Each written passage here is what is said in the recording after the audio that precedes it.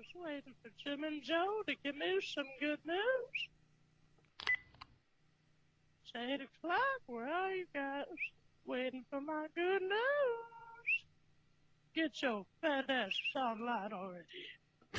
We don't normally get this kind of action. It's for us. It's just exciting. for us. It's the way our stream is. Oh, dear. It's because you guys are here. It was a legitimate call. It made sense. It was pass interference. I don't care what anybody says. Get ready for 2 hours of hard-hitting football talk from two men in the know. It's Football on the Know with Jim and Joe. You call runs when you're not supposed to, and Dak Prescott is throwing it in the dirt. What they say, it's not the X's and the O's, it's the Jimmies and the Joes. All right, what's going on, everybody? Welcome once again to another episode of Football on the Know. I am Jim McPhee, and alongside of me is Mr. Joe DeCapita. What's going on, Autos? Welcome back for another edition of Football on the No Show, your favorite football talk show. And we got. I mean, there's really nothing going on right now in the world of NFL. Then, yes, but we are not doing power rankings. We are definitely not doing power rankings because they suck and they make no sense. Mm-hmm. And really, it's just we really don't want to see people full of opinionated people. Yeah, who cares? There you go. Absolutely. So thanks for joining with us here tonight. But what we will give you guys are our own personal opinions on what is going to happen with all the newly signed free agents. You know what I mean? Do they fit well in their new teams? You know, and we just grabbed a bunch of them randomly. There's no we didn't go through the whole free agency signings and we're going to grade all of them or anything like that. But we are going to talk about a few, and I say a few, but about 30 of them or so, about how they fit into their new team. And we only picked guys that went to a different team. Not obviously everybody knows what the current guy, if he never left home and he stayed with his original team, everybody knows what he's going to do there. But a lot of guys that are bigger names or names on the rise to look for on their new teams, what we think they're going to do. Do they fit well? Are they going to come in and make an impact? Are they going to be just kind of like an average player for that franchise or what have you? Yeah, absolutely. So we're going to roll through this quick. Let us know in the comments what you guys think, especially if there's a free agent out there that you really enjoy going to your team and how much of an impact they can make. And also position battles, like we wrote up here in the title. There's some intriguing position battles with some of these pickups now after the draft has happened, and some other free agents joining in the mix. So I'm going to cue up the music and let's get going on this one, Joe. Here we go. I'm going to try and make it alphabetical order here if I can. But we'll start off with the Arizona Cardinals now, Joe. We have J.J. Watt joins the team here from Houston. Again, they cut him. He was part of a cap casualty in a sense too, but he's getting longer in the tooth there too as well. And things were bad with that organization too, how he was getting outspoken with them and not really in agreement with the way things have been going with them too as well. Right, yeah. Much like some of the other players that are there with them. And then also they get James Conner here at the running back position from Pittsburgh. That's, I think, is an intriguing pickup as well for them, seeing now you're going to have a pretty interesting backfield for them. Yeah, for sure, and that's the thing too. Is now you look at this backfield that they have, very unique. They have Chase Edmonds. They bring in James. What the hell? James Conner. Conner. Yeah. I was about to say Cowser or something, but no, James Conner coming over from the Steelers. Now, there's no when he's healthy. That's the biggest key. Is when he's healthy, he is a really good starting capable back. He was very good for the Steelers for a few years, and then the injury started to pile up, and that's why Pittsburgh wanted to move on. They wanted to go in a different direction. So he ends up with Arizona. I feel like this is a good fit for him because now you're teaming him up with an offense that's very aerial, very attack down the field. And with the new quarterback, with the young quarterback that they have in Kyler Murray, I feel like the sky's the limit for him. Now, the biggest thing is, again, it's all about injuries. Will he be able to stay healthy for the Cardinals to show and for the investment to pay off, basically? All right, we've got the real Mafia guy in the house. What's going on, bro? On YouTube. Welcome to the show. He says, I feel like they gave Watt a lot of money for a guy like him on the back end. Yeah, absolutely. And that's the thing about J.J. Watt too, is you look at that situation in Houston where it was kind of like a mutual breakup. Houston didn't want to pay him anymore because he is getting towards the tail end of his career. The production is still there when he's healthy, but then again, he's also been injured more often than not at the stage of his career right now. So they both split ways. He ends up in Arizona, which was kind of a surprising move for me anyway. I didn't foresee the Cardinals being as one of those teams in the race for J.J. Watt's services. I thought for sure J.J. would have went to maybe a more likely scenario to a team that could possibly be winning a chip. Not to say the Cardinals probably can't do it in the NFC, but again, when's the last time that they've been to the playoffs? When's the last time they made a major push for the Super Bowl? Probably way back when Larry Fitzgerald was in his prime. When they went against the Steelers. Yeah, absolutely. But I think they're looking now. They will be able to get Chandler Jones back here, and he has been a sack leader for this team too. He was injured last year, and Hassan Riddick had to take over for him. He's moved on, and now you grab J.J. Watt alongside with Chandler Jones there too. I think that's a nice mismatch they're trying to find here on that front line for this defense. And he's rejoined with his buddy D-Hop over there too. With the team. So. Yeah, and the other thing too, it goes without saying, is injuries. Chandler Jones is now coming back from a major injury, so how's that going to impact him going forward as a player that's also aging? Is he going to still be impactful like he was before he got injured? J.J. Watt, can he hold up the whole season?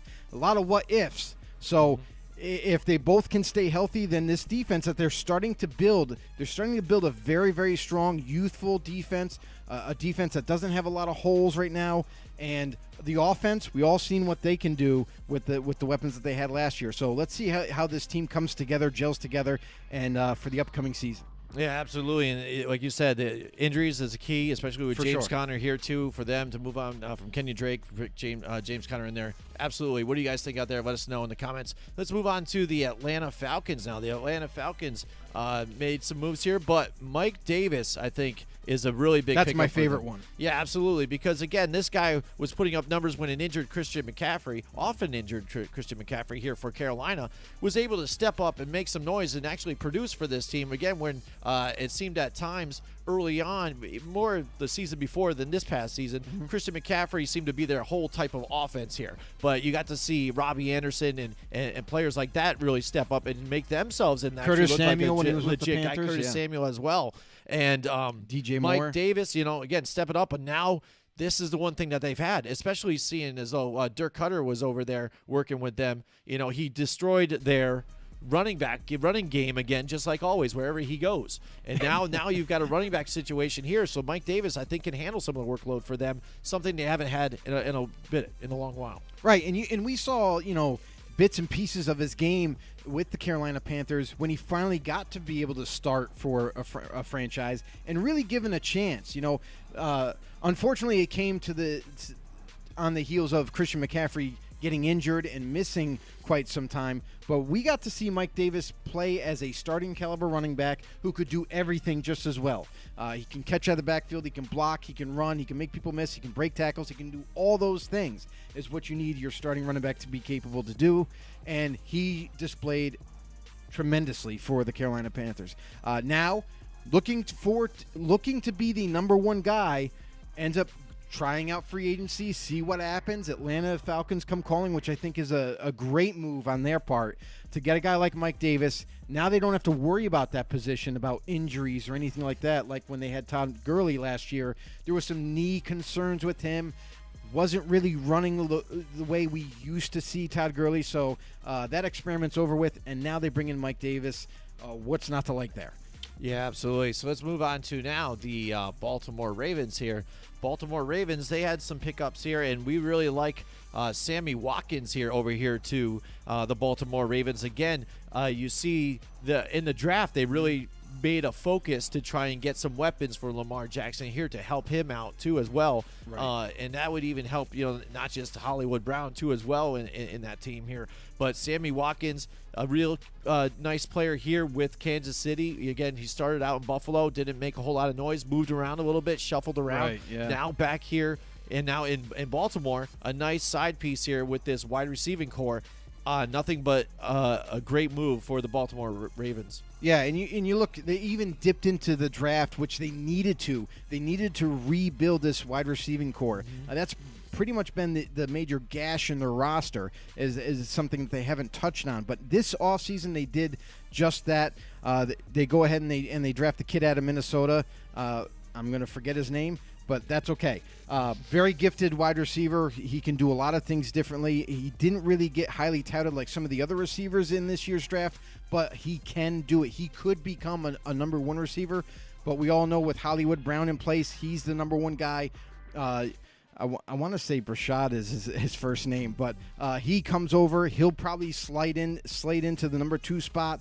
And then you also have guys like Sammy Watkins. Sammy Watkins, I think, would fit tremendously well in Baltimore's passing game in the slot. Don't put him on the outside. Utilize him in the slot. He's extremely quick and fat. Not top-end speed, but very quick and short range. So I feel like the slot would be perfect for him, and he could really make an impact. I mean, if this all works out for Lamar Jackson and the Baltimore Ravens like they wanted to, then they could become a more lethal offense, becoming more balanced with the run and the pass. Right, Rashad Bateman, I think is who you're thinking there you of. go. Yeah, there I you knew go. it was Bateman, but you had the first name, and it was messing me up. Yep. But there you go, Rashad Bateman. Absolutely. Thank Again, this team looks like they can retool and go back in here and stand up maybe against the Chiefs here again and make a run. All right, so let's move on to the Carolina Panthers now as well. They were making a lot of moves, and we're going to include in this, even though it wasn't exactly a free agent move, but making the trade to get Sam Darnold there and now reuniting him with Robbie Anderson there as well. So now that helps, you would think, now Sam Darnold be able to get some familiar faces there, but then having some nice weapons around him. Yeah, for sure. You look at this team now, Teddy Bridgewater was brought in, and let's face it, Teddy Bridgewater was brought in to be a stopgap quarterback for the Panthers until they figured something out at that position. And the opportunity arose where Sam Darnold was, they were looking to trade him away from the Jets. So Panthers came calling. They said, hey, what would it take to get him? And they agreed upon the compensation. They end up getting their quarterback for the near future in Sam Darnold. I think this is a great move for the Panthers. Now that they can relax on that position, they don't have to really worry as much. And you're bringing Darnold over to a better all-around team, a better offensive line to help protect him. He's got weapons galore on the outside with DJ Moore and Robbie Anderson now. Team back up with him. So, and this backfield with Christian McCaffrey, what's not to like? I mean, life is good if you're Sam Darnold right now, and a very young and up-and-coming defense on the other side. So, overall, really good team. Darnold's ecstatic right now, and he should be. And now we're going to finally get to see, with kind of like a complete team around Darnold, what kind of quarterback he can really become. Yeah, also don't forget about David Moore, too. Kind of an unsung hero there for the Seattle Right, Seahawks when he played Seattle, for them. yeah. And also they drafted Terrence Marshall Jr. here in this particular draft. Well, too, I think that's a great as pickup. well. So there you go, weapons for him. The real Mafia guy, LeBron, here says, again, I actually like the Sam Darnold move. So did we again. We did too.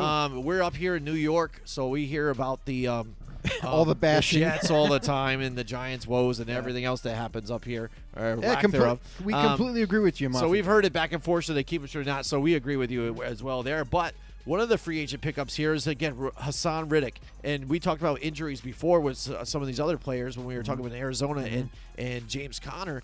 This is a guy who showed what he could do, his ability, when having to stuck in that lead role kind of like that. He kind of had to be the guy for them last year for the Cardinals. And, when healthy, he showed he could produce, and that's the thing that can happen here for them. So I think I like the pickup here for Carolina to add to a nice defensive piece here. Yeah, and that's the thing. That's the thing with Riddick is he had to transform into something that the Cardinals needed the most, is pass rushing. So yes. He became more of a pass rusher than a prototypical linebacker that they drafted. in him. His rookie year, he kind of struggled a little bit. I feel like he didn't really fit the scheme that well for the Cardinals, and that's why he struggled. Then he had the injury and missed quite some time. And now we see this past season that he kind of really flourished in that pass rushing role, which is what I could really see him doing going forward. Yeah, absolutely. I mean, again, it's a fresh new look for Sam Darnold with definitely enough offensive weapons around him to make some moves here.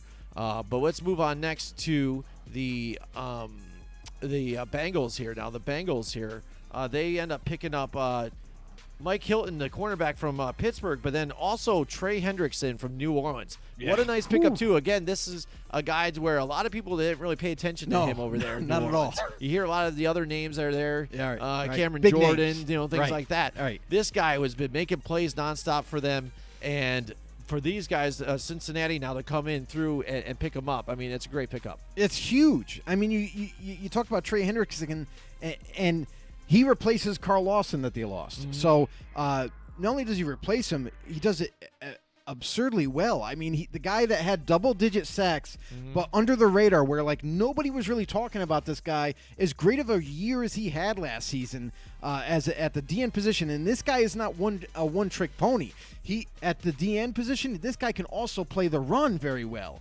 So you're not getting just a pure pass rusher, but you're also getting a guy that can rush the passer and stop the run. So great move. Mm-hmm. Absolutely. And with this team now maybe fully healthy, they're taking a turn for the better, I think, after this, if Joe Burrow can stay healthy here with them. Right. And now with the change of personnel around this team going forward, and with the up in the air with some of these teams in this division too, we're not sure exactly what we're getting out of Pittsburgh this year. True, and you look at what Cincinnati did in the draft. They bring over Joe Burrow's college teammate and Jamar Chase, who in my mind was the best receiver coming out, and not by not even a close.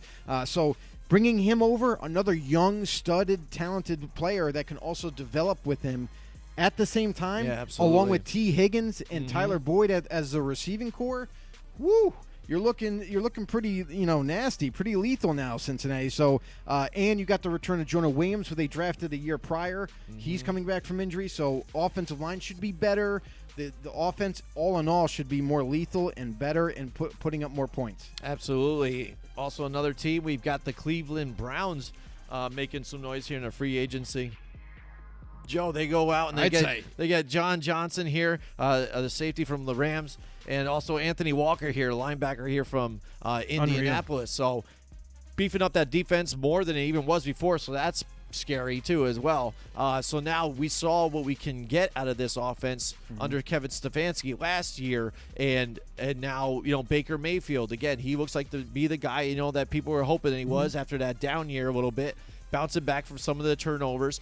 Early on in the season, we knew during training camp and things like that the offense was having a little sputtering here and there and gathering themselves together, but relying on also that running game that they're able to have here with the two-headed monster that they have in the backfield. Getting it going. Nick Chubb, getting it done. Silent, doesn't cause any problems, just goes to work, gets the job done, and that's it. I really like it so much with him, with Nick Chubb.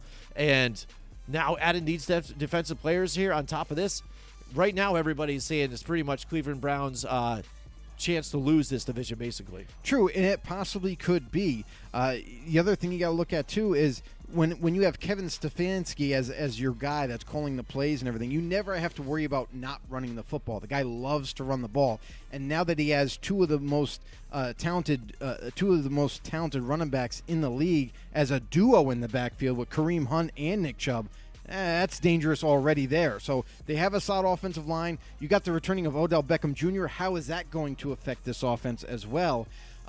Will it be better for them? Will it go back to being a negative thing? Because we know that he was a little always in Baker Mayfield's ear and kind of steering the offense himself. But all in all, you look at these additions that they made with John Johnson III, the best safety, not even close, this free agency, and a major weakness that they had. So they end up getting one of the best safeties to come over to Cleveland. They get Anthony frickin' Walker from the Indianapolis Colts. I don't know how they pulled it off, but they did. And I was more surprised that the Colts didn't re-sign him before free agency got here. And now that he's left, that does leave kind of like a little bit of a hole for the Colts. Let's see how they can recover from that. And kudos to the Cleveland Browns. I think that the GM there has done nothing but great things. He's had great signings in free agency. He's done great in drafts so far. And talk about great in drafts is Greg Newsome, the second they got in the draft, to also complement the already young corners that they already have. So they filled a lot of holes. They felt like more of the needs and everything were on defense, and they filled them to a T. So now let's wait and see what the Browns can do this year. Yeah, absolutely. All right, let's move on to now the Dallas Cowboys. They go and get Keanu Neal now in free agency. He was a big part of that Atlanta defense. And again, a defense that has been just stuck with injuries again nonstop. But Dan Quinn, the guy sent there to recreate the Legion of Boom, he did in Seattle, and really didn't get it going so much. It could have been some on injuries here and there, but again, just didn't make it work. So now he's hired over here in Dallas, and you already kind of see the trend that he's making here and bringing some of these guys. Like, I like the signing of getting Keanu Neal. He's a great player. Right? Is he going to be a strong safety, or is he going to be more the linebacker spot for them? Yeah, we'll see with that. Maybe mix and match it a little bit here with them, but a lot of familiar faces here in Dan Quinn's defense.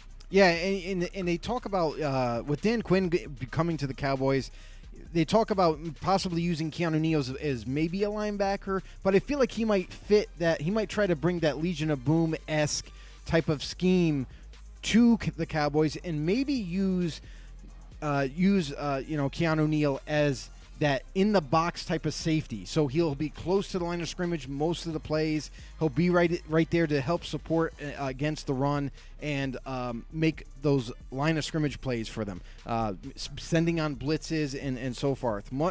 Much like what Cam Chancellor did for Seattle. But will it pan out? That's the thing, is you got a lot of what ifs with Dan now. He already failed in Atlanta. That's what he was supposed to do. Not only was he the head coach, but he was supposed to improve that defense. And he had several years to make some changes. It never got better, even with the talent that he had already established there. So you got to wonder now, shifting gears and coming over to Dallas, is he going to be able to do anything differently there? I question it big time. I understand the Cowboys and their fans were pounding the table for a new D coordinator. Mike Nolan wasn't getting the job done. I think they brought in another retread that again, is going to kind of fail them in the end. At least he's been coaching recently. I mean, the thing is, when they grabbed Mike Nolan, he was off the couch. Off the couch. Like, hey, buddy, hey, you want to get the team back together? You know what I mean? Say, buddy, you want to start yelling at players again? Yeah, it's just crazy. That's here. True. But yeah, I mean, that's we'll see what happens again for a team now. Hopefully, if with they a lot stay of healthy, holes too. Yep. Oh, exactly. They still got a lot of holes. Yeah, definitely. So, I mean, again, when everybody wants to talk about their offense and how great they are or whatever, that defense still had struggles here. Is Dan Quinn the answer? We'll see here. But making some moves with getting some former, also was it, I think DeMonte KZ also added too. So again, familiar faces, maybe to help everybody join in and buy into the scheme. A little move for that. And they could be good players. It's just for them mostly more than not is it's all injury questions with those guys. Mm-hmm. They always get injured every single year. So if they just keep getting injured, the signings are all for nothing. Right. Okay, now let's move on to the Houston Texans here. They made a lot of moves in free agency just because, again, they didn't start the draft until round 3. So that was a problem, you know. So they had to attack it in free agency. But what they did do, I think, was really interesting when we talk about free agents that can make an impact or potential. Now you've created almost a competition box here with these guys. They grabbed Philip Lindsay, the running back from Denver, and then Mark Ingram also was just coming from Baltimore to this team. So you also have David Johnson back there from that trade with DeAndre Hopkins. Yeah. So he's back there. So, I mean, what are you going to do? Are you going to do, like some people think, three-headed monster? Are you going to do that? Are they going to vie for the spot? Is one of these guys getting cut? What's going on here? I think with the lack of weapons that they have, I mean, you look at their roster right now, and their only real weapon, you could say, is Brandon Cooks right now on the roster in terms of receiving. So maybe by signing all three of these guys, maybe they should just keep all three on the field at the same time, have one in the backfield and two out playing wide receiver, because it's a possibility. At the very least, at least you would have some kind of talent out there to catch the ball. I mean,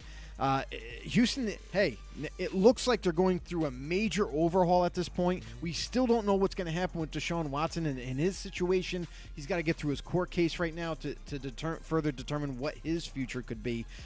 Would he be traded? Are they going to try to keep him handcuffed to the team? We'll have to wait and see on that.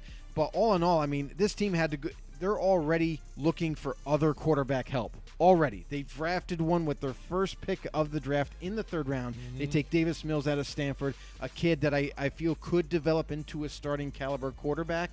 But again, he's another guy that has battled with injuries through his college career.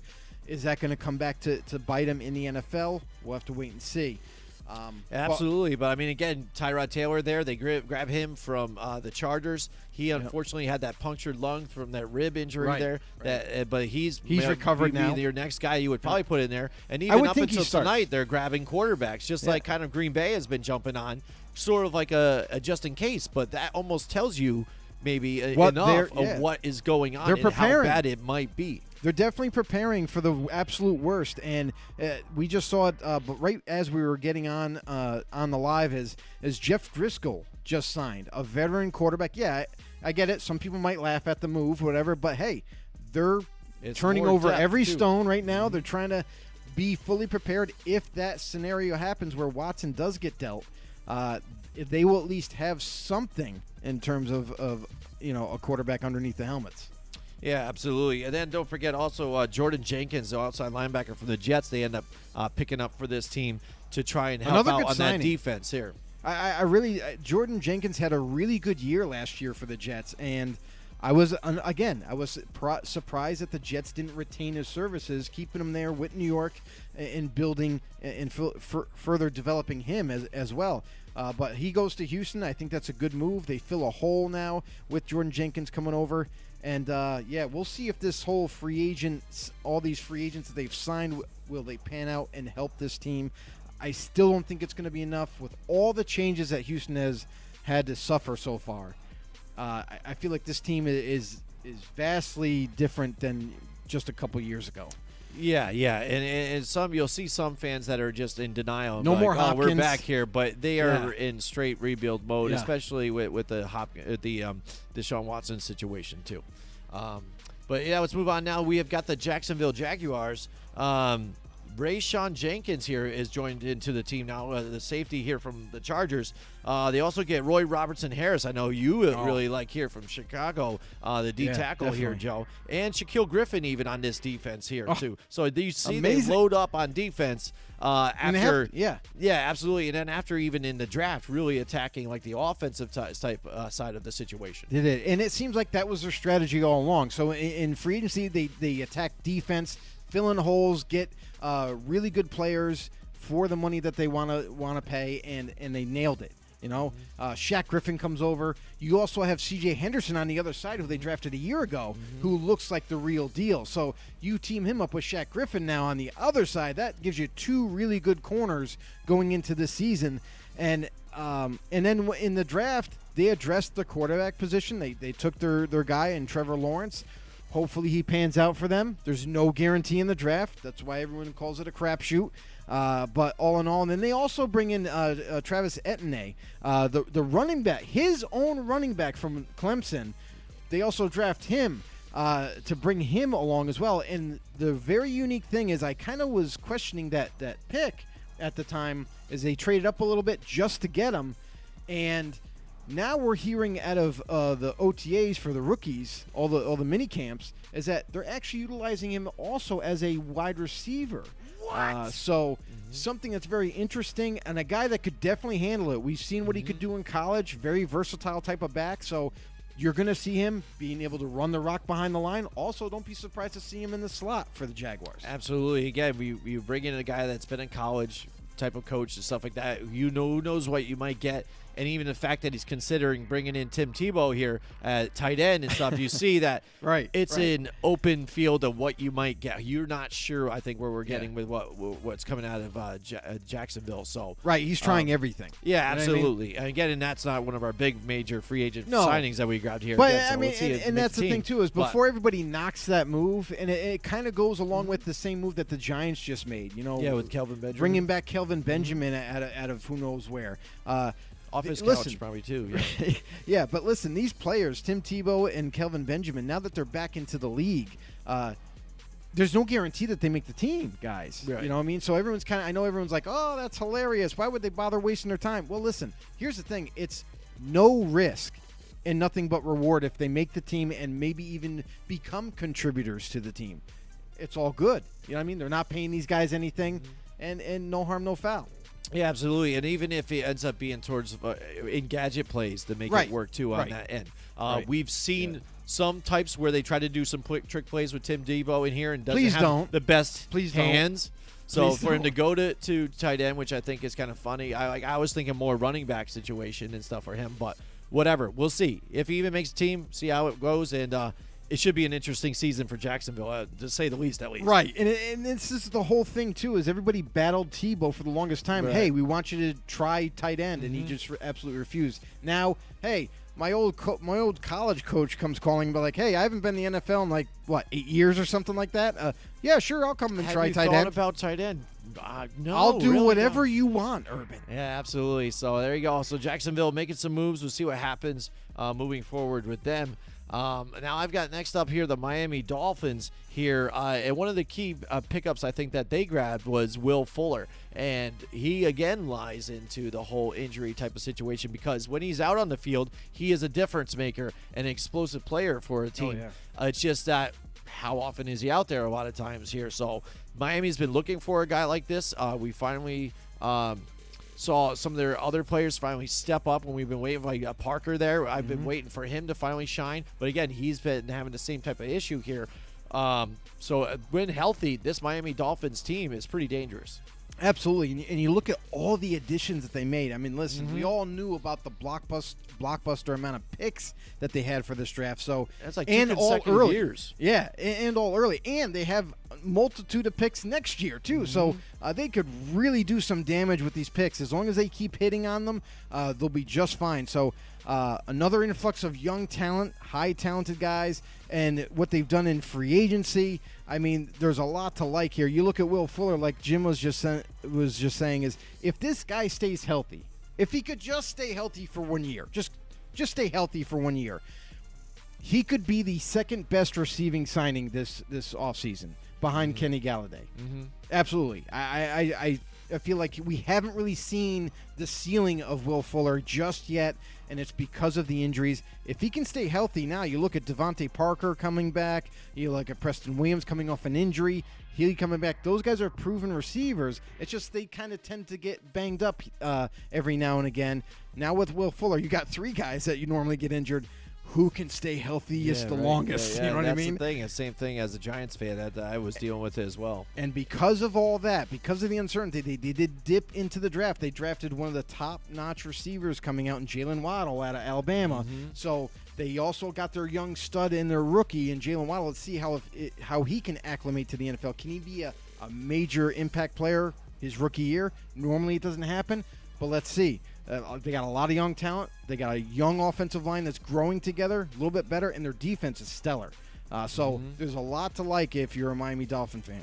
Absolutely, and that shows to show you how different this team is compared to Houston, who just lost Will Fuller, now their answer was Randall Cobb to fill in that spot. I know, so there you go, two different sides of the spectrum. So next that brings up the Kansas City Chiefs here. I almost forgot about them. They got they picked up Jerron Reed out there, which was a nice signing here, formerly from the Seattle Seahawks. Again, I know it just happens sometimes. You know, I mean, they didn't make a lot of moves, right? It's like almost like they forgot to block in the Super Bowl, right? Yeah, no tackles. You know what I mean? All banged up. Mike Remmers wasn't there. Eric Fisher wasn't there, and mind you, Eric Fisher is still trying to come back from his major injury. Was signed by the Colts, but he's up in the air to even make week one right now.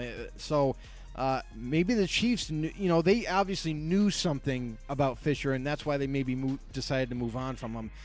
They pull off a big trade in Orlando Brown Jr. coming over for the Baltimore Ravens, a guy that was very unhappy with Baltimore because he didn't get to play left tackle. I mean, you can still make money at right tackle too, so whatever. But he comes over to Kansas City. They pull off a trade. He's going to lock down that left side for the Chiefs, which is a really good move for them. Also, another thing that they did is in the draft, I feel like in the draft they did a good job of taking what was given to them. You know what I mean? They hit on very talented, very valuable, high-value picks at the right time. A guy like Nick Bolton, the linebacker out of Missouri, who I absolutely love. Very instinctive type of guy. I think he's going to play well for the Chiefs. It sucks for me to say as a Raiders fan, but it is what it is. So, but all in all, the Chiefs, I mean, I think they got stronger. And you also look at Jerron Reed they brought over from Seattle. Seattle cuts Jerron Reed, everybody. Can you believe it? I understand salary was a factor, but now you're going to put Chris Jones and Jerron Reed together? Holy crap. Any team that faces the Chiefs, I hope you have good interior offensive linemen because you're going to need them. Yeah, definitely. Again, in the moves that they made, again, with even trading out of the first round, these guys Phenomenal trying to job. retool absolutely to try and get back to they don't want to leave that whatever happened in the Super Bowl to be the last word on what they have. They want to get back there and make a difference here and get kind of like a revenge game back out there.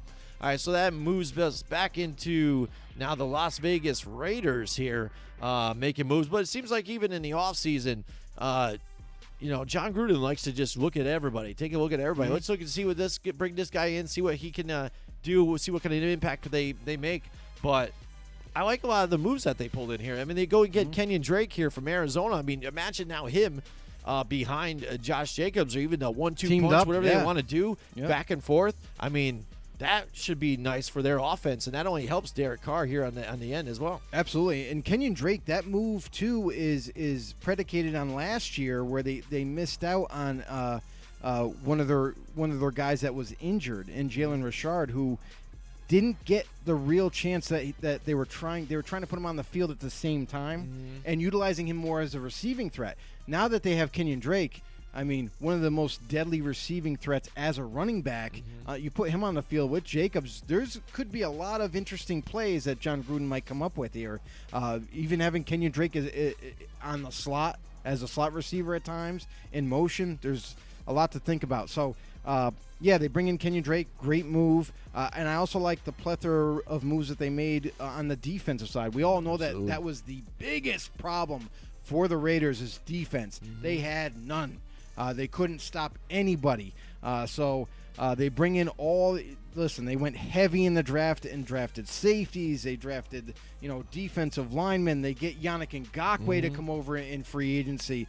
That was the biggest splash move, and I feel like that's tremendous because that's one of the big sores of this defense is no pass rush. And now that you got a proven guy in Yannick Ngakoue, he's coming over. They're going to look to get into the backfield super quickly and demolish and blow it up. Whatever quarterback that's back there, good luck trying to stay in the pocket. So they're going to flush him out and go after him hard. And also Quentin Jefferson is another guy that they managed to bring up. A guy that's kind of underrated here a little bit. At the D-tackle position, can do everything from pass rushing to run stuffing. The guy is a tremendous player. Coming over from Buffalo Bills, I know the Bills are going to miss him. But Quentin Jefferson, now he's a Raider. Watch out for him as well. Absolutely. We've got Michael Guerrero in the house. He's a Raiders fan. He says, Raiders, woo, and good show. Excellent. You guys, Thanks, Mike. Welcome to the show, brother. Drake and Josh. Yeah, exactly. This team, again, it seems like this AFC West is going to be pretty intriguing in itself this year with the roster moves that have been made and with the likes of the Chargers and the Raiders kind of showing that they're bouncing back both in improving. This and exactly improving all together. And even there's kind of with the Broncos, I think they have the biggest question mark in this division, especially even at the quarterback situation, because you hear things that were going on with Drew Lock too as well. Right. That's a head scratcher with that team. I'm not sure what to expect coming out of there. But this team, again, this division, could be very interesting to see moving forward. So that brings up a team that was making a lot of moves in the offseason, spent like the most money, like I think pretty much, or money that they haven't spent in a very long time. Right. And that is the New England Patriots. So the Patriots go and make some moves, and they signed a plethora of guys to try and fill holes everywhere. And it just seemed like wherever they turned, they were just like, we're gonna get this guy, and they definitely attacked like some offensive weapons here too. Sure. They get both like the top 2 tight ends, I would say, that were on that list, free agent list, in Jonnu Smith Absolutely. and Hunter Henry too. So and then also on the defensive side, Matthew Judon here for Baltimore again, trying to build up that nice Bill Belichick defense too. All your guys that might have taken that they took last year off because of COVID and stuff like that, your veterans come back here too. Yep. So it's a different team. Yep. You like we talk about the draft too. They go and get Mac Jones here, their quarterback of the future. We'll see how quick he jumps into the spot. He grabs that playbook, moves on, and how limited of time Cam Newton's going to have. Yeah, and that's the thing, too, is there's been a lot of changes in New England, and it's all for the positive, all for the better, because you look at what they've done. What they normally don't do is spend a lot of money in free agency, but they knew after Tom Brady left that they got to make upgrades. They got to do something to get this team back to being competitive in this division and possibly moving into the playoffs. So they go out and they spend a ton of money, and they grab guys that are going to fill holes, and not just fill them, but also make an impact right away. So, Hightower, one of those guys that took the season off. He's coming back healthy at the linebacking position. You got Matt Judon, who's one of the best pass rushers for the Ravens. He comes over. Now he's going to add that pass rush element to the Patriots. Mm-hmm. They did a lot of moves, mostly in free agency, and then in the draft, they capitalized big time. What was the one weakness that they had after free agency? Quarterback. Mm-hmm. Everybody knew it. Patriots fans, you knew it. Cam Newton is not your guy. He's just an insurance policy. And wouldn't you know it, Mac Jones doesn't go 3rd overall to the Niners. He slips right into the Patriots' lap. Are you kidding me? Mac Jones was the perfect quarterback for New England, a guy that's going to revolutionize their offense. I think after he learns it and gets it nailed down, watch out. Sky's the limit on this guy. Mac Jones, very smart quarterback, fast processor, diagnosing defenses and getting the ball out quickly, very accurate and more mobile than you think. So I think the Patriots actually get an A+ for the offseason because they just nailed every issue that they had. And on offense, like you brought up, what was missing? Wide receivers, weapons, nothing there. They bring in not one, but 2 really good tight ends in Jonnu Smith and Hunter Henry, and also receiving wide receivers that aren't big names, but guys that can produce in Nelson Aguilar and Kendrick Bourne. So they did a lot of good things for them going forward. Let's see if it all gels and the chemistry's right there.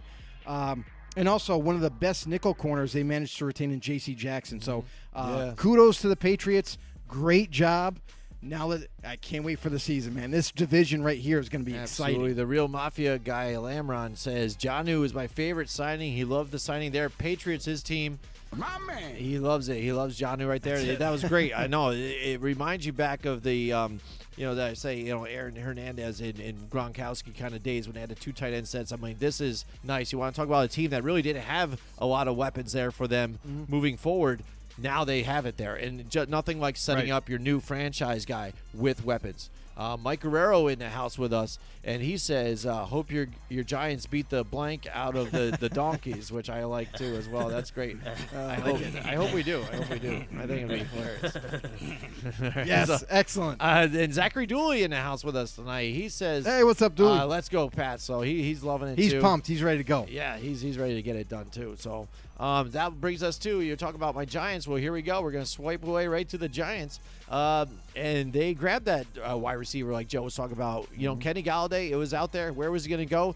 I know it was heard that Giants were really pursuing hard for him.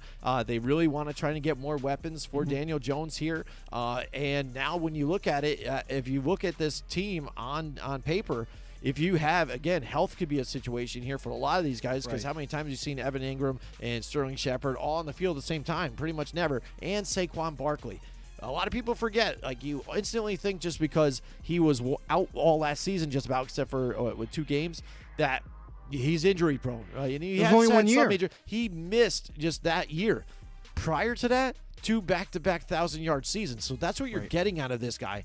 So alleviate some of the pressure off of him with some other weapons there too, so it's not all on him to produce the points, be the workhorse for the team.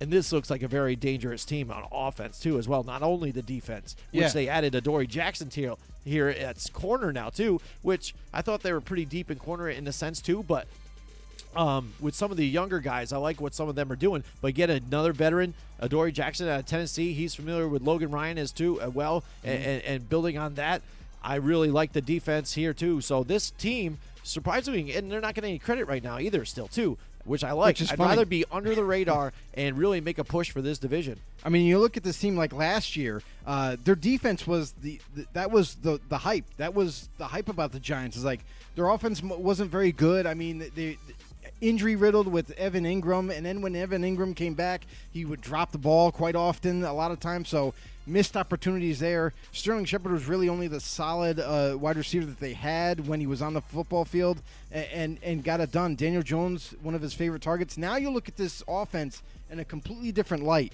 because I feel like a lot of people forgot about Barkley too. You know what I mean? They looked at the Giants, were like, they don't even have a running game. Their offensive line is, it's okay, blah, blah, blah. They don't throw the ball well. Well, now look at this offense now. As look at their roster. Now they bring over Kenny Galladay. They have an improved offensive line. They managed to retain Leonard Williams, which I think is a huge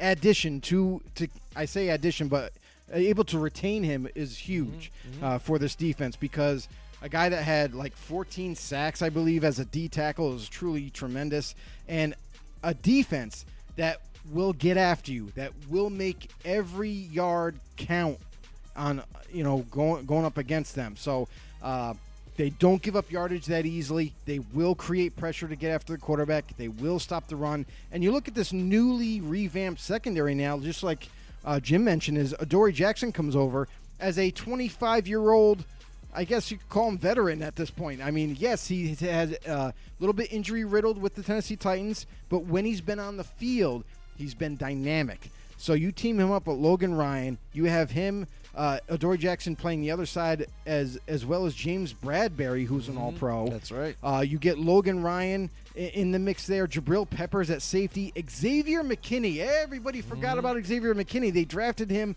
high. One of the best safeties coming out of Alabama. He's returning healthy. There's going to be a lot to like with this young secondary. They're going to grow together. And with the pressure that they already established in Blake Martinez, how could you not mention this guy's name? One of the best linebackers in football. He just gets it done. Super instinctive, gets tackles all over the place. But there's a lot to like with this defense and this offense. Listen, the numbers you just mentioned about Barkley, back-to-back 1,000-yard seasons, that was with no offensive line. That was with no real weapons. That was with nobody. Now you're surrounding this team with weapons and a better offensive line. Just saying, watch out for the Giants this year. Yeah, absolutely. Don't forget about Kadarius Toney. They drafted in the first round too. They were looking wide receiver. We heard about it. Weren't able to get the guys they wanted. Traded back out. And were able to get an electrifying wide receiver back. And that's there. the thing about the Giants. They were absolutely furious when they heard that the Eagles traded ahead of them to get their guy. They really wanted Devontae Smith out of Alabama very, very badly. Didn't pan out for them. Eagles traded ahead and they get him. But with this trade that they made with Chicago, they're set up even for the future. Yeah, again. exactly. So they trade down to the 20th pick. They still get one of the receivers that they coveted most. And they get a first-rounder for next year. So now they have 2 first-rounders next year, setting them up. Maybe they could get a bigger time stud. You know what I mean? Absolutely. For next season. We don't know. But they're setting themselves up for success. And I think that they're making the right moves so far for the Giants. So let's see where they end up. Absolutely. Moving on down to the New York Jets. here, and then they go and get Carl Lawson here, the DN from Cincinnati, and we also like the kind of pick up here for Tyler Kroft here at tight end, because again, that's what we want to talk about, offensive weapons they haven't had at wide receiver even. Tight end has been that spot there, or just Chris Herndon's been holding down the fort a little bit too, and you're not really going to blow the doors off people with Chris Herndon, so I really like Tyler Kroft. Again, when healthy, he can really produce here with these guys, and that's can only help Zach Wilson here there too. So I mean, that's what you want to do. You get these young quarterbacks, set them up with some weapons here, and then also that defense needed help. They got just demolished a lot last year with things that they did. Some of it was even the coaching. So he's done. Greg Williams. We all remember the epic failure here with the Raiders on that whole "let's just bring zero." Henry Ruggs just run fast down the sideline. We'll throw it up. I mean, so the Jets. Whole new scheme. Robert Saleh in here, getting some defensive players too to help promote what he's doing here for them. Whole new look. I really like what they're doing all together as a team, and these additions here that they made, I think, can only help them going forward. And I think you brought up the one person that everyone's going to be looking at right now is Robert Saleh, the head coach, a guy that they're going to be looking to make a big difference on this defense.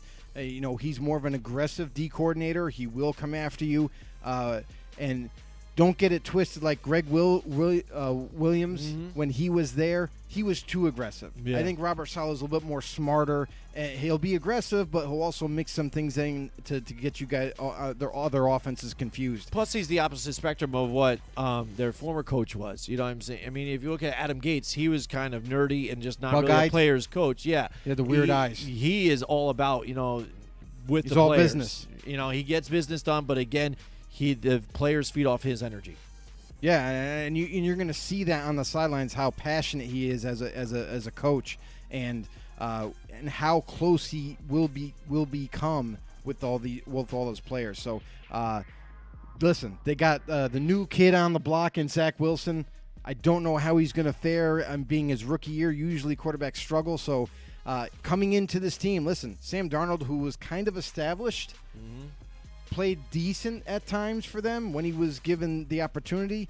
Zach Wilson's coming in brand new to the league on a team that doesn't have a lot of big-time talent at receiving core, at the offensive line. They did pull off, they traded up and they got Elijah Vera-Tucker from USC, which I think is a great addition for them. Also Elijah Moore, another wide receiver. But all in all, Carl Lawson, huge addition in free agency, a guy that's going to create that big-time pass rush that they are in much need of. Quinnen Williams, he's also a guy that got injured in the offseason. He's got to come back healthy. And it seems like at a young age, he's starting to get close to maybe getting tagged with that injury-prone term. So we'll have to wait and further evaluate him. Is he going to be able to stay healthy this year? Because if he doesn't, then you could pretty much tag him as that, getting injured way too often. Absolutely. All right, moving on now to the Philadelphia Eagles here. Despite some of the other moves that they have done in the draft here, we like one particular move that they did do in free agency, and that is signing Anthony Harris, the corner from Minnesota Vikings, a longtime Viking there. Now comes over to the Eagles, to where they have had issues in that back end for some time here too, with losing a lot of veterans the past couple seasons here, trying to help out that defense to get back to where they were at one time, one of the better defenses in this particular division, where Washington now has kind of come away and said, here we are, and the Giants moving along. And now you're leaving the Eagles and the Dallas Cowboys kind of behind in that sense there on the defensive side. Yeah, I mean, they did a lot, too. They also traded up, and they got Devontae Smith in the draft to help further bolster that receiving core. So now you're looking at Jalen Reagor, who they drafted a year ago. They also drafted Devontae Smith this year, and they got Travis Fulgham, who is kind of like an underrated receiver until last year. Kind of started to make a name for himself. So they got a three-headed monster right there at wide receiver for them, and a lot of returning players that were injured. So how healthy can they stay, and going forward, can they make enough of advancement with Jalen Hurts now taking over the quarterback duties? But again, Anthony Harris making I think a bit of an impact for this Huge, team that really needs it. And that was the biggest hole that they had to fill, and to be honest, I was surprised on how long he was out there in free agency for the Eagles to kind of scoop up later on. So Anthony Harris, even though he's I think he's like 29 or something like that. Yeah, even though he's getting even though he's 29, older, I still think he can make a big-time impact for the Eagles. Absolutely. All right, so moving on now to the San Francisco 49ers.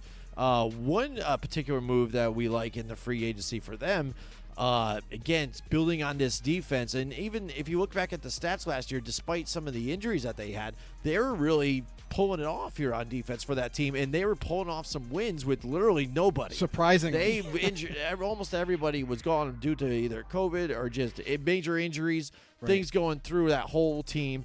And for them to build together and pull out some wins and play well defensively, it was spectacular. But Samson Ebukam, this guy from the Rams, I loved watching him here with the Rams the last couple of seasons. Oh, my God. Again, almost like an unsung hero just because there's so many great defensive players they have on that team. He was just sitting there silently making some plays, and a lot of people didn't really notice him so much with Michael Brockers and the way Aaron Donald. Everybody knows Aaron Donalds and guys like that. Jalen Ramsey, and even at one time Ndamukong Suh was there with that team too. I mean, you see all these different names, but Ebukam was there making big moves. So now you join this team, the San Francisco 49ers, who already have a lot of great defensive pass rushers and players and run stoppers. He adds to the mix. I really like the pickup here for the San Francisco 49ers. Absolutely. And despite the injuries that they had last year on the defense, they still, like Jim was saying, they still played admirably well. So now you're looking at all these guys coming back healthy. Nick Bosa was a big loss. He's coming back healthy. He looks really good right now in workouts. So I'm pretty much scared of that dude. But also, they got Zach Kerr from Carolina, who they bring in at D tackle. Eric Armstead obviously is there. Javon Kinlaw, he's going to be the key, though, I feel like, because this is going to be his second year, as a rookie last year, coming back this year. How much better can he get to help out this D-line? And what can you say? Linebacking core is amazing for the Niners. With Fred Warner, with Dre Greenlaw. I mean, these guys are absolute studs, and they are going to be there with all with these new additions that they make, and all these guys becoming healthy for them. Watch out! They are going to be a dangerous team once again. Yeah, absolutely. So moving on now to the Tennessee Titans here. The Titans making some moves. But one of the major ones, I think, for them is getting Bud Dupree. We saw the difference when he wasn't with the Pittsburgh Steelers. It seemed like even since his injury, when he went down, that team kind of started to fall apart a little bit on defense, and they're missing that guy that was right there to get that underneath on the edge, whether he's even in coverage. That's the thing about this guy. He can handle it all, and that's what I liked about him. I don't think he can handle it all. Well, he did a lot for him. He played for a major role player for that defense. Yes, because that's what he was, a pass rusher opposite T.J. Watt, and in that defense, that's all he needed to do is stop the run and rush the passer. They didn't ask too much of him in coverage because that's what he's really good at is attacking the quarterback. I hear you there, but there's also times underneath where he would get those short passes and break them up and make plays that way too. And that's what the Tennessee Titans needed him for here is they need him to rush the passer because they weren't getting it done with their young linebackers that they already had. So they bring in a veteran like Bud Dupree to do that for them, and one of the better signings that people don't even really realize. A guy that had double-digit sacks last year as a Steeler. Even think about that. Opposite T.J. Watt, and you had double-digit sacks. So that goes to prove how good of a good of a pass rusher you are. And he's going to look to do the same for the Titans. Yeah, absolutely. A team that we really want to talk about good defenses and bad. They were absolutely putrid. And again, they were losing a lot of their players started the season prior, just losing guys in the back end, coverage guys, things like that, where they were kind of one of the better defenses a year or so ago when they were making playoff runs. Yeah, a couple years ago, definitely. And it seemed like that was one of their strengths too. So it not only did you have, you had Adoree Jackson at the one side of that corner. You had Malcolm Butler on the other side. And they got hurt. Yeah, absolutely. It's great because you also have Derrick Henry and that offense going, what they were doing there, but a nice solid defense to keep the ball moving and stopping the other team from scoring here too, and able to control the pace of the game. Yeah. And that's what they did well. They're looking to hopefully try and retool that here and get back into that and move forward to try and make another playoff run. And then they also went ahead, and even when you talk about the draft, they kind of rolled the dice a little bit because for a guy, a corner who could have been the number one corner coming out, he had some back concerns, had a couple of back surgeries in college and right before the draft, is Caleb Fairley. So they roll the dice and they get him. But if he pans out, if he can stay healthy, they got themselves a shutdown corner, potentially. So, and also Danico Autry comes over from the Colts, one of their good D linemen. He's also going to help out the Tennessee Titans as well. All right, and finally, the Washington football team. They made a lot of moves. Can they change their too as name well. yet? Not yet. I hope they do at one point because I hate seeing it. It's annoying. Yeah.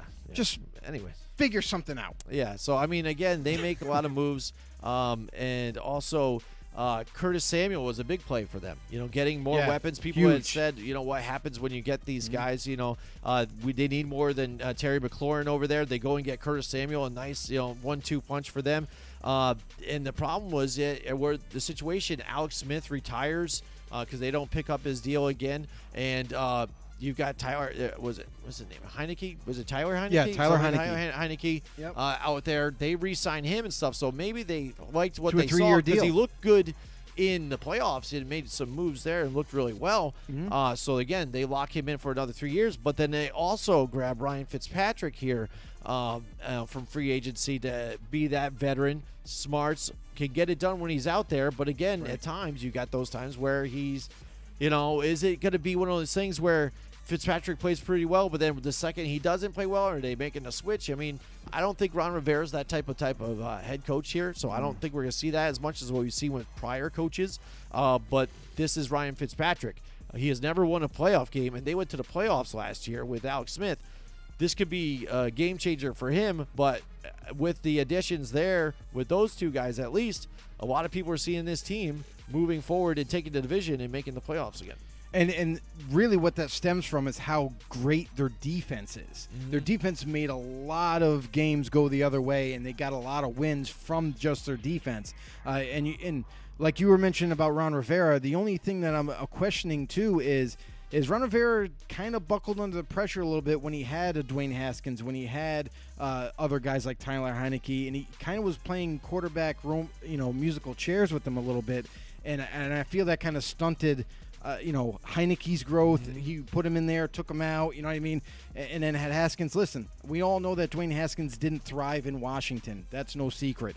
But when you start to panic and start to pull guys and put in different guys, kind of begs the question, like, will Ron Rivera going forward, will he stay steadfast now that you brought in Fitzpatrick?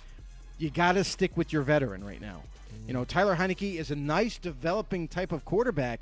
Maybe he could develop into that starting future guy for them. But Fitzpatrick right now should be the go-to guy. Don't buckle under the pressure and try to pull him out too quickly. Let him keep him staying in there. We've seen some tremendous play by Fitzmagic in the past couple of teams that he's been on. He couldn't continue that with Washington. With Curtis Samuel being added, this is huge. It's bigger than people give it credit for, because when you have Terry McLaurin, who was the only receiver, now you're putting a guy in the opposite end that defenses have to pay attention to. And you also, don't forget, is their tight end, Logan Thomas. Yes. Had a great year being a full-time tight end for the first time in, I think, his whole career. Yeah, another underlooked player. Right.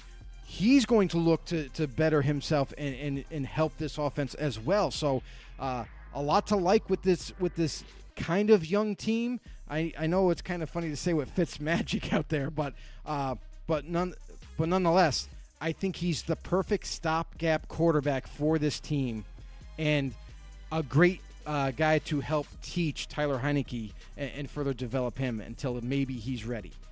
Yeah, absolutely. Again, William Jackson coming in here from Cincinnati too. They pick him up on defense and make that defense even better again for them. So again, they've got to be kind of the favorite here to win this division. So they got to be. There you go. So there's our main key pickups here with the free agency that could be game changers here. Some intriguing points on some of these teams. Some not head scratchers, but again, who's going to run the running back backfield here for Houston? Is it going to be a mix of all three? What do we got here? I like what, again, the Vegas Raiders did here in getting now, Kenyon Drake on alongside of Josh Jacobs. And really attacking the defense. I love that it was too, the biggest thing. as well, definitely, too. So hope you guys enjoyed it, too. Thank you so much for the comments. If you haven't already, go to YouTube and hit the subscribe button here, Football on the No Show. Hit the notification bell, too, to get notified whenever we go live. We have a lot of stuff in our pipeline right now, so this season is going to be epic for us and you guys as well. A lot of things in the pipeline that we're going to be doing for everybody out there. Absolutely, and just like Jim said, I mean, please, if you know anybody that loves football like we do, like you guys do out there, really appreciate all the support, know-it-alls. If you could just bring them aboard. Hey, family, friends, uncles, relatives, anybody. Make sure you go have them head over to YouTube, subscribe, hit the notification bell for all our greatest updated content. Also, you can follow us on Facebook. If you're not a YouTuber and you just like to stick with Facebook, we're there as well. So, Football on the Know with Jim and Joe. Go to our page, become a member, and become a know-it-all. Also on Twitter. We're on there as well. We do a little kind of like there's some smaller news or something that we touch on a little bit of everything, fundraisers, what have you. At FB_know on Twitter. Follow us there as well. Absolutely. Thank you so much for joining us, and we will see you guys next time. Join us next week from 8 till 10 Wednesday night for more Football on the Know with Jim and Joe.